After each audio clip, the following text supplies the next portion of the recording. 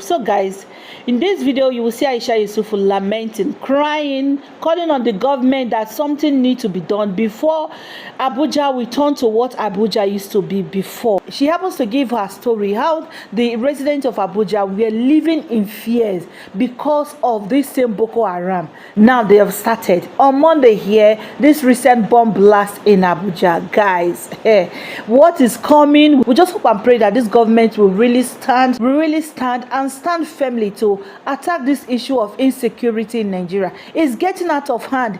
It's on the increase every day. People are dying, people are crying, the insecurity is taking over the country, and yet the National Security Advisor no get anything to talk about am. All you see and they talk na politics. It's so bad. And again, this same set of government, they are talking about 2027. They never resolve the issue of insecurity now. They are busy campaigning for 2027. This same 2027, many of us don't know whether we go live to see that 2027.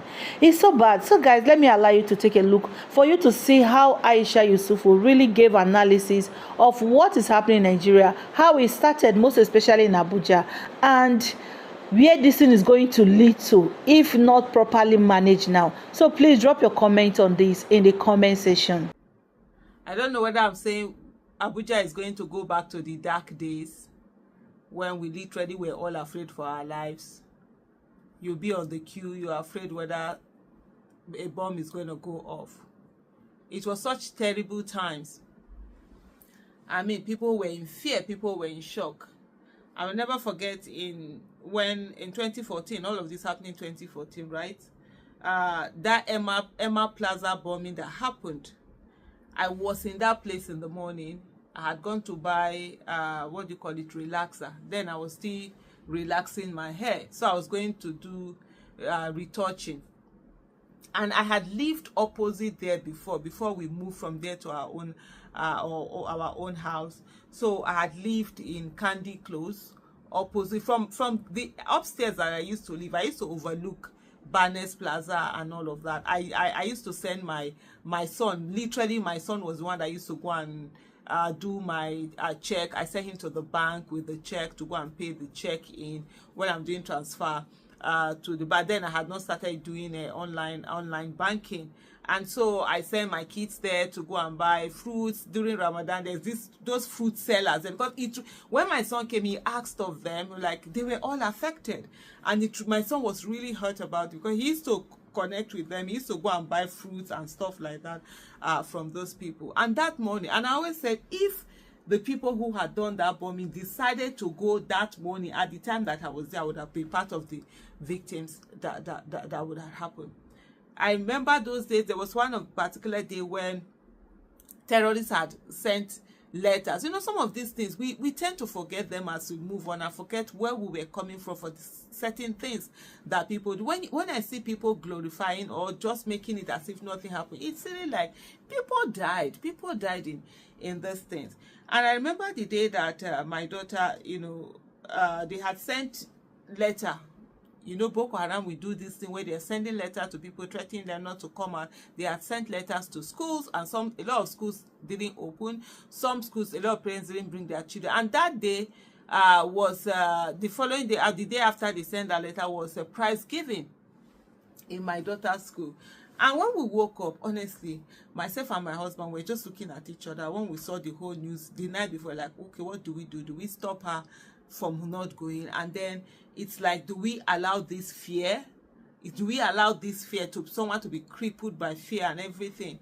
And so we couldn't come to it. So we're like, we now met with her, because we do that with our children. We're like, we now met with our children, with my daughter. We're like, okay, Aliyah, see what she was like, no, mommy, no, daddy, that she has worked so hard.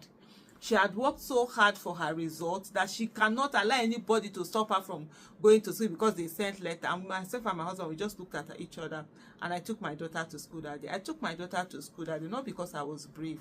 I took my daughter to school that day with fear.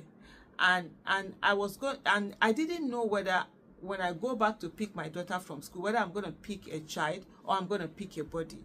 It's one of those, I've spoken about this long time before. It was one of those most difficult decisions we have had to do. But I dropped my daughter in school, knowing that whatever happens, that she decided she was not going to be cowed by monsters who have resorted to taking people's lives. And so I dropped my daughter in school that day, and luckily no attack happened. But there are a lot of places and a lot of schools and a lot of towns that weren't, and a lot of parents that weren't so lucky. Some parents have dropped their children in school, and what they came to collect were pieces, bones and pieces of body. I remember I think it was Potty School boys who were attacked while they were while they were doing their morning assembly, and this suicide bomber wore uniform like them, and he went in and detonated it. Why am I saying all of these things? Abuja again, in military camp. They've gone, if they can walk into military camp and try to detonate something, what about the rest of the people? What about us? And I saw even US Embassy had put a warning to their citizens that they should know that this explosion had happened and stuff like that.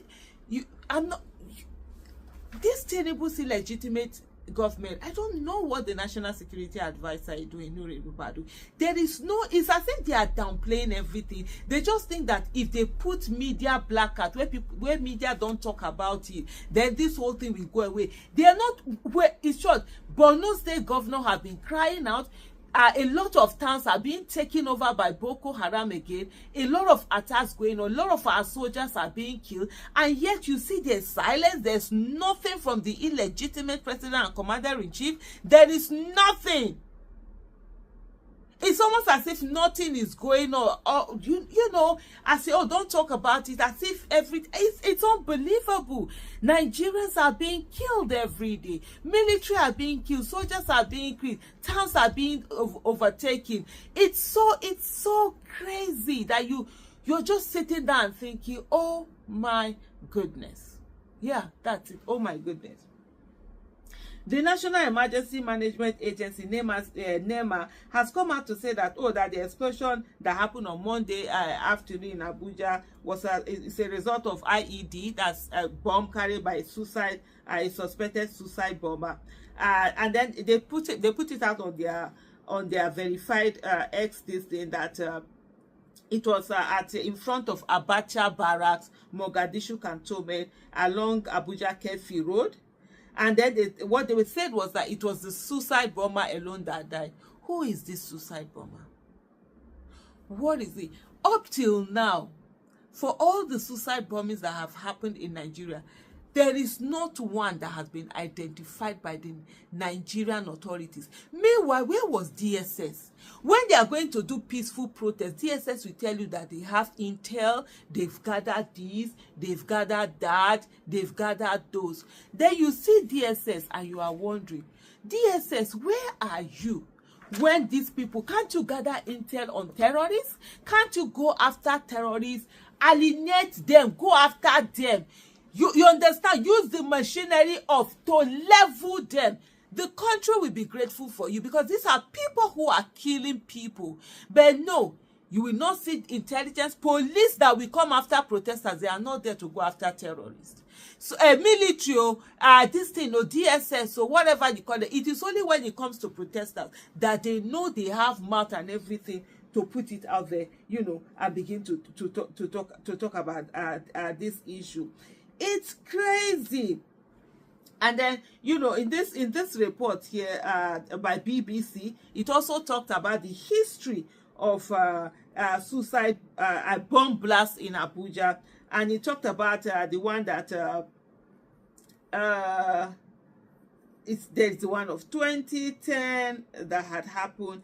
This 2010, when was it? I think this October 1st, 2010 at the Eagle Square. There is that one. There is 2011 a UN building. UN building. Oh gosh, there's one lady that when she was a member of the Bring Back Our Girls movement, she of course came out to make demands for Chibok girls. In her own case, her daughter was writing. Her daughter was, I think it was university, her final year research program. She went to the building that day to go and collect materials. That was it. That was how the girl luckily she's even among the lucky ones. The girl survived, though she was she had life how do I put it now, disability. As a result of that, she has to use the wheelchair, a lot of things, you know, going on. Even the Chibok girls incident, on the day that the Chibok girls were abducted, the night, in the morning of it, was when they did the Nyanya bombing in April 2014. April 14, 2014. They did Nyanya bombing in the morning in Abuja, and then they did the Chibok girls abduction, you know, at night. Then this one say same at so you have the in 2011, 27 August, there was Central Business District bomb blast, UN building. Then on Christmas Day of the same 2011, 35 people died in another bomb blast at St. Teresa Catholic Church, Madala. And then you have April 14, 2014.